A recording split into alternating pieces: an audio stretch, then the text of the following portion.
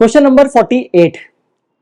Calculate ratio of angular momentum of Earth about its axis due to its spinning motion to that of Sun due to its orbital motion.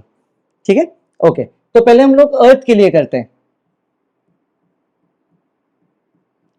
अर्थ के लिए angular momentum लिखो आई omega. Correct.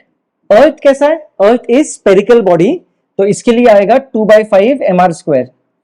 Mass of earth into radius of earth, इसका square into omega. Omega is 2π/t. Earth के rotational का speed कितना होगा? Time period अर्थ का कितना होता है? 24 आवर्स.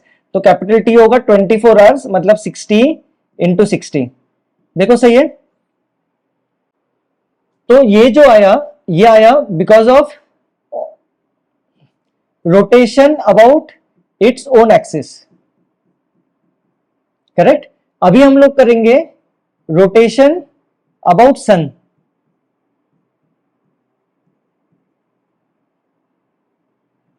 ठीक है. तो सन सपोज यहां पर है, ये सन है, तो अर्थ जो है दैट इज रिवॉल्विंग ऐसे. तो हम लोग बोल सकते हैं कि मास m जो है that is revolving around sun. तो उसके लिए वो क्या हुआ? पॉइंट मास हुआ. तो रोटेशनल के लिए हम लोग लिख सकते हैं, सपोज L1 L2 लिख देता हूं मैं. L1 L2 will be I into omega. अभी मूवमेंट ऑफ इनर्शिया क्या आएगा? अभी अबाउट सन ये जो मास है ये पॉइंट मास है विच इज रिवॉल्विंग. तो ये होगा movement of inertia of point mass होगा सिर्फ mr². करेक्ट. ये मास किसका? मास of earth into r². r², इसको स्मॉल r कर देता हूं, इस डिस्टेंस को स्मॉल r लेते हैं, distance of earth from sun. Omega 2π/t. अभी सन के अराउंड गोल घूमने में कितना टाइम लगेगा? 365 डेज. तो 365 इंटू 24 इंटू 60 इंटू 60. देखो सही किया क्या मैंने? बस हुआ रेशियो लेना है. सो L1/L2 विल बी, सी ये कैंसिल होगा, एक तो ये कैंसिल होगा. क्या कैंसिल होगा? मास कैंसिल होगा. ये 2π विल गेट कैंसिल और ये 24 into 60 into 60 will get cancel. तो ये बचेगा सिर्फ 2/5 रेडियस ऑफ अर्थ का square divided by r² divided by 365. So this will be 2/5 radius of अर्थ का स्क्वायर डिवाइडेड बाय r² और ये 365. करेक्ट. सो ये होगा 2/5 radius of earth. Radius of earth 6400 kilometre. तो 6400 इंटू 10⁻³ का square divided by small r ये 1.5 into 10⁸ kilometre, मतलब again एक 10⁻³ इसका स्क्वायर इंटू 365. इसका कैलकुलेशन कर लो, आंसर मिल जाएगा.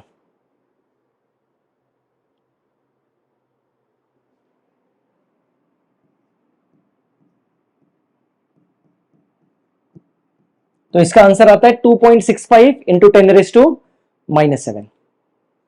तो बच्चों प्रॉब्लम समझ में आ रहा है तो चैनल को सब्सक्राइब करो, अपने फ्रेंड्स के साथ भी वीडियो को शेयर करो.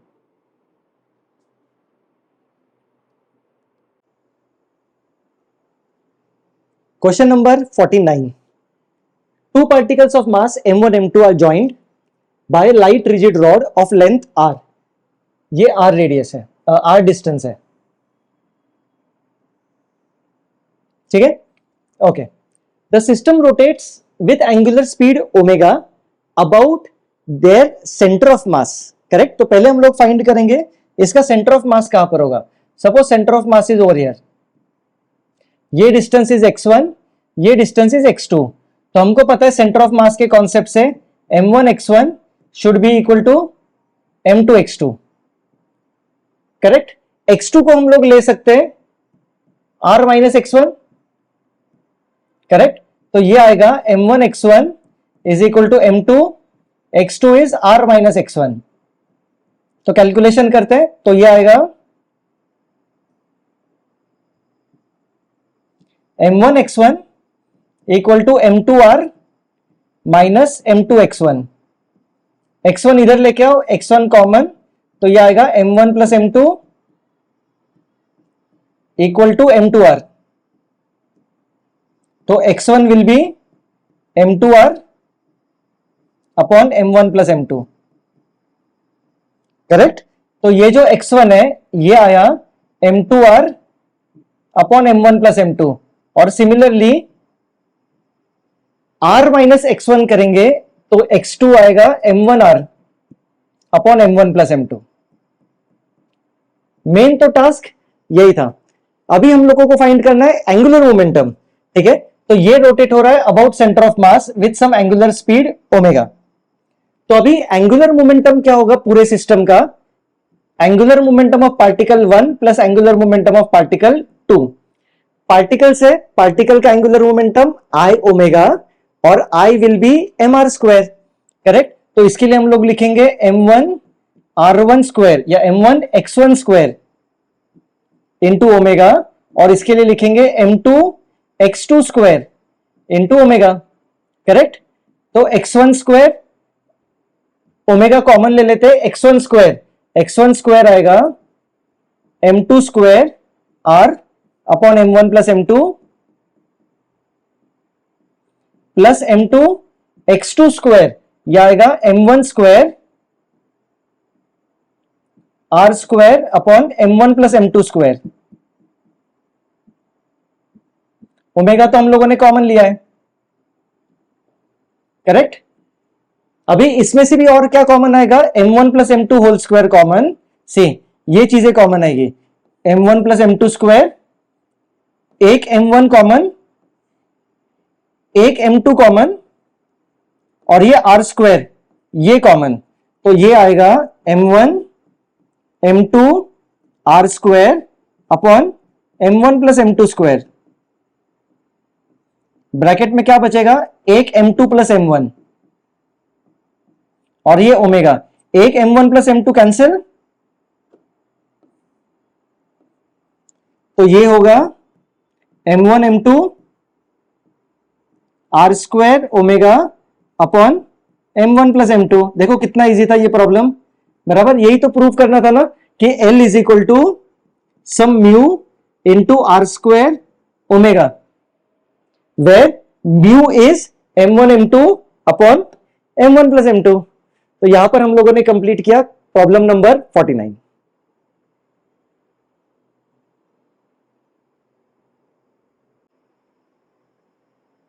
Problem number 50. A dumbbell consists of two identical small balls of mass half kg each. इनका मास half kg है, connected at 0.5 meter long rod. ठीक है, light rod, massless है. The dumbbell is rotating about fixed axis, passing through center, perpendicular to rod.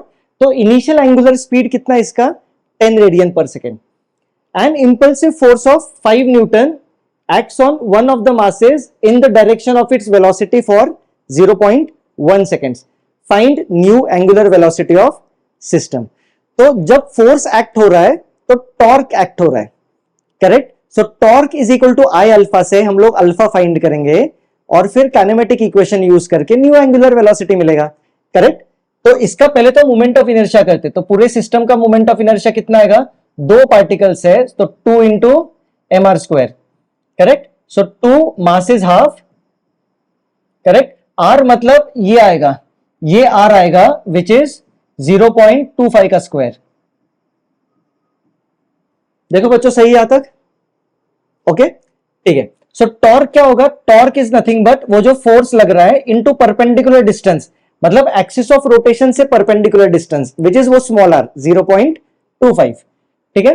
तो ये होगा force कितना है 5 into 0.25। So this torque is nothing but I alpha, I कितना है वो 2 कैंसिल, सिर्फ 0.25 का square alpha is equal to 5 into 0.25।